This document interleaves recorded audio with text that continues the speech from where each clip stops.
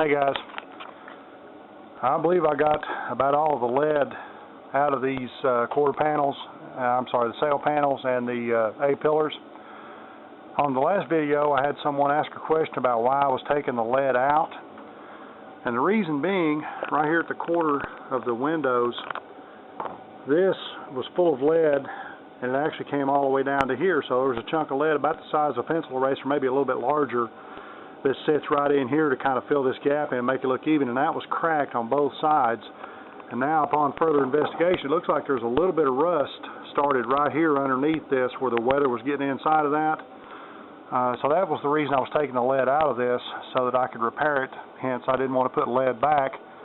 So to put the lead-free solder in, you have to remove the lead solder, because from what I understand the two won't mix with each other, not to mention the fact that by putting the lead-free solder in, I can work it in the standard means by sanding, grinding, filing, whatever, whereas you can't do that with the leaded solder.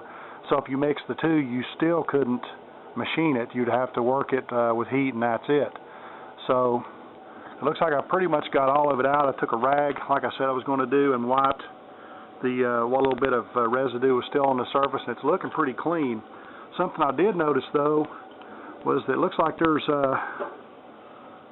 couple of places where the welds weren't that good, so what I'm probably going to do is slowly go back through here and stitch this together a little bit more to make sure that it's going to be solid. Here's a picture of the A-pillar. I got it all cleaned off, got all the lead and stuff sweated off of it and then wiped off. Take you around and show you the other side too.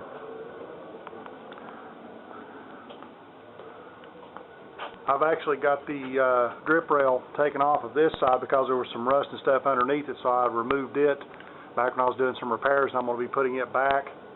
I'll probably do the lead work after I put the grip rail back, because if I solder that or weld that on there after the solder's in place, it's probably going to melt that solder back. It's going to be a little bit trickier to work it that way, but I'll put it back and then put the solder back.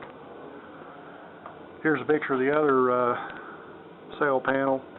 This one doesn't look like it's got any corrosion started in it like the other side did, but again, it looks like the gap here is even larger between the top and the quarter panel, and this side was actually cracked far worse than the other side was. That's why all of this had to come out, so that I could repair this.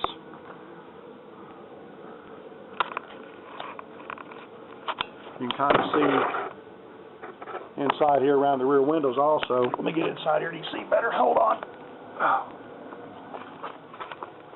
Around the rear windows, they used lead right here where this part of the joint comes together too. And again, it's got some corrosion that's leaked in around this. These cars weren't designed very well. They've got this channel around the rear window that the trim and stuff sets in. It's a natural low spot for water to set in. So these were real prone to rusting right here where the filler panel from the rear window to the trunk opening goes. Again, it's the same on both sides. Quite a bit of rust. Luckily no rust through, so I think that once I get this cleaned up a little bit better, I can put some of the rust converter on there, and that should take care of it. The upper sides are pretty good shape. They didn't really use any lead up there because the trim around the windows kind of takes up a lot of this space, and it actually sits out almost flush with the sheet metal. So with that, I pretty well got all the lead removed from the car. I got the other sides swept up while I have my respirator on. I'm going to put it back on and sweep this up, and like I said, give it to a friend of mine. There's probably, I don't know, £1.5 pounds of lead by the time you do both sides. So there was quite a bit in it. It actually came from, you can probably see a little bit of this indication right here, from here all the way down to here. So it was probably, I don't know, 4 inches wide or so to feather that out. So it's going to be kind of fun putting it all back. You guys are going to get to see all of it, so hopefully I can figure out how this goes and not make a big mess out of this. I have to turn around and take it back off. So I also wanted to take a moment and tell Matty G75, hope you get to feeling better soon, buddy.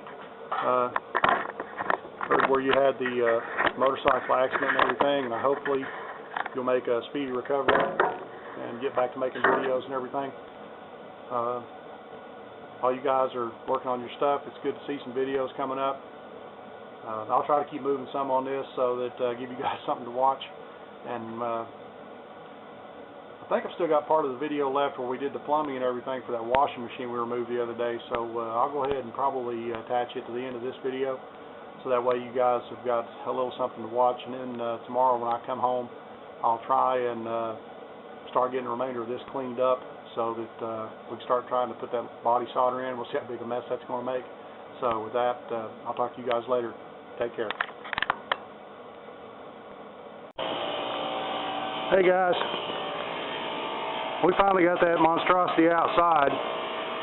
I had to go pick up a pallet jack bar from somebody to get that thing out of there, and I had to take the company truck. I figured I'd give you guys a little glimpse of our snow plow. It sees a lot of use some years, and other years it doesn't see anything, so it's one of those that you got to have it either way. Here's this thing sitting out here ready for the forklift. My co-worker is bringing the forklift around so we can put this thing on there and get it all moved around to the other side of the building so we can finish getting whatever few parts are left on it for being used. Sorry about the noise. That's the heat pump for the sales office. But yeah, here's a picture of it, what it looks like outside. All I can tell you is that was pretty fun getting that out. It took 4 guys all pushing and pulling and tugging on this pallet jack to get this thing out of there, and then, even then it was still a struggle. Plus we had an incline that we had to go up in the hallway to get this thing out. We had to come through these glass doors.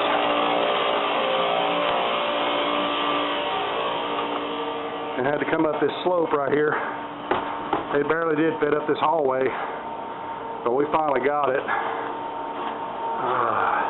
Right as we came out of these doors, we had to make a hard 90-degree turn without tearing up the wall. We had to come down through the laundry here amongst all the dryers, the tile floor, and everything else. So, needless to say, that was a workout. I'd forgotten how much fun it was since I put them in several years ago or a decade ago. So, I'm going back out here now to see if my guys out here with the forklift, so we can get this thing out ready to go. I'll turn you guys back on in a little while. Hey guys, I'm back now for the fun part. Got to change the plumbing around. I've got to go from this to this, which means I've got to unsweat a couple of fittings, cut some copper tubing, and sweat some stuff together. I don't have my tripod with me, so I guess I'll just have to show you a before and after shot after I get everything else cleaned and soldered up. So I'll bring you guys back in a little while.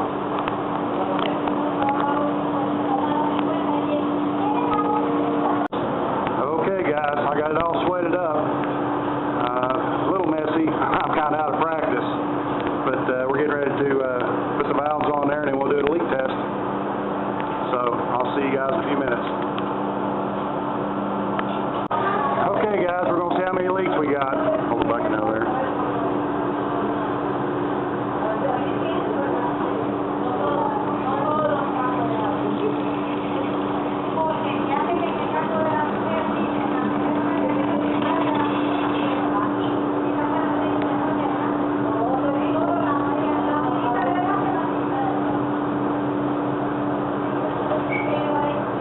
Okay, one down, one to go.